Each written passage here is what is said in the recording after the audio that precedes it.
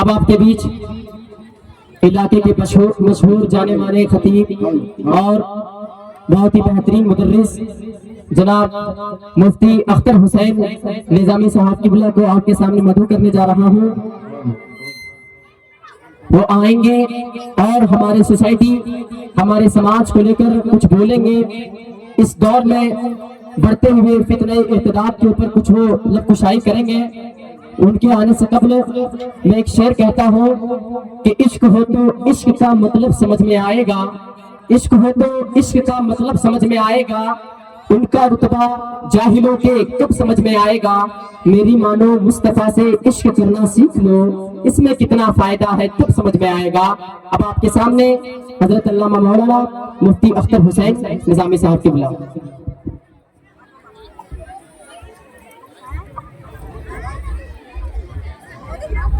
معزز سامعین السلام علیکم ورحمۃ اللہ وبرکاتہ. مبسلما حامدا مصلیا ومسلما اما بعد فاعوذ باللہ من الشیطان الرجیم بسم اللہ الرحمن الرحیم.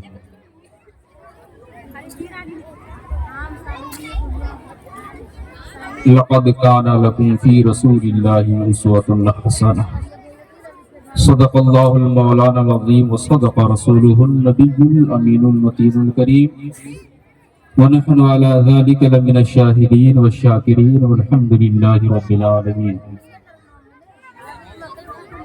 نبی اور آل نبی پر ہم سب درود پاک پڑھ لیں. پڑھی باعث بلند اللہم صلی علی سیدنا مولانا محمد معدن الجود والکرم وآلہ الکرام وابنہ الکریم وبارک وسلم. حضرات, انتہائی مسرت و شادمانی ہو رہی ہے کہ آج یہ خوبصورت مجمع اور خوبصورت محفل کا انعقاد سائمہ انٹرنیشنل اسکول کی طرف سے منعقد کی گئی ہے. اور بڑی حیرانی ہو رہی ہے کہ اتنی جلدی میں اس اسکول نے اتنا کچھ کر دکھایا. 2 سال تو اسکولوں کو 200 بچے لانے میں لگ جاتے ہیں, لیکن یہ ڈاکٹر غلام غوث صاحب کی انتھک کوشش اور غیر متناہی محنتوں کا یہ ثمرہ ہے کہ اتنی کم مدت میں اس اسکول نے اتنا عروج پایا. اللہ تعالیٰ سے ہم سب دعا کریں گے کہ اللہ تعالیٰ اسے روز افزو ترقی عطا فرمائے. عزیزان محترم, یہاں کی تعلیمی جو طریقے ہیں, تعلیمی معیار ہے اور تعلیم کے جو طور طریقے ہیں, اسے دیکھ کر یہ برجستہ کہا جا سکتا ہے کہ اگر اس اسکول میں ہمارا بچہ آئے گا یا ہماری بچی آئے گی تو نہ تو دنیاوی چیزوں سے ہماری اولاد کورا رہے گی, نہ ہی ہماری دینی تعلیم سے بے آراستہ ہماری اولاد رہے گی, بلکہ ایسا نظام یہاں پہ انہوں نے رکھا ہے کہ جس سے ہمارے دینی تشخص اور دنیاوی تعلیم سے ہماری اولاد مکمل آراستہ ہوتی ہے. اور ایسی تعلیم اولاد کو حاصل کرنا انتہائی اس دور میں ضروری ہے. اور اس لیے بھی کہ اگر ہم تعلیمیں دنیاوی صرف حاصل کر لیں اور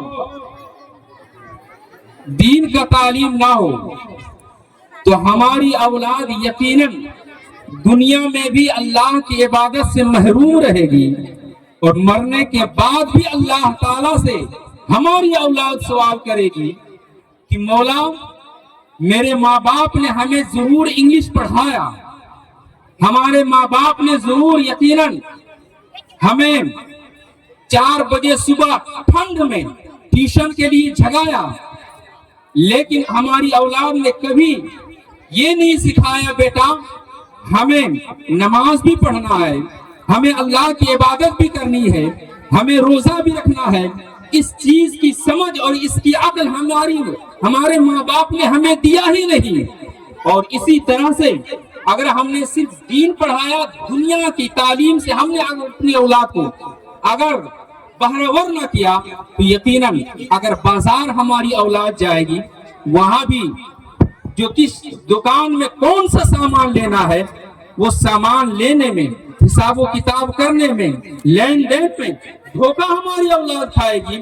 لیکن اگر ہماری اولاد میں دونوں تعلیم رہی، نہ تو دنیا میں کہیں بھی وہ ذلیل ہماری اولاد ہوگی، نہ ہی مرنے کے بعد ہمیں رسوائی کا سامنا کرنا پڑے گا۔ اور ایسا تعلیمی معیار رکھنا اور ایسا سسٹم قائم کرنا جہاں پہ دونوں لے کر کے پڑھایا جائے بچے کو، یقیناً وہ قابل تحسین اور قابل مبارکباد ہے۔ اور ایسا نظام یہاں پہ قائم کیا گیا ہے۔ اور آپ حضرات دیکھ رہے ہیں جہاں پینٹ شرٹ ہمارے بچے پہنے ہوئے ہیں، وہیں پہ سر پر اس کے سر پر ٹوپیاں بھی سجی ہوئی ہے۔ جہاں ہماری بچیاں لباس میں یونیفارم میں ملبوس ہیں، وہیں پہ اس کے سر پر دوپٹہ بھی رکھا گیا ہے۔ یہ دین اور دنیا کو سنوارنے والا کام نہیں تو اور کیا ہے۔ میں مبارکبادی پیش کرنا چاہوں گا جملہ مدرسین اور خاص طور سے ڈائریکٹر صاحب کو۔ یقیناً آپ نے کم مدت میں بہت اچھا کام کیا۔ اللہ تبارک و تعالی آپ کی ان تمام تر قربانی اور محنتوں کو مقبولیت کا درجہ دے، اور اللہ تعالی آپ سب کو اس اسکول کو بے انتہا عروج و ترقی عطا فرمائے۔ وما علینا الا البلاغ۔ السلام علیکم۔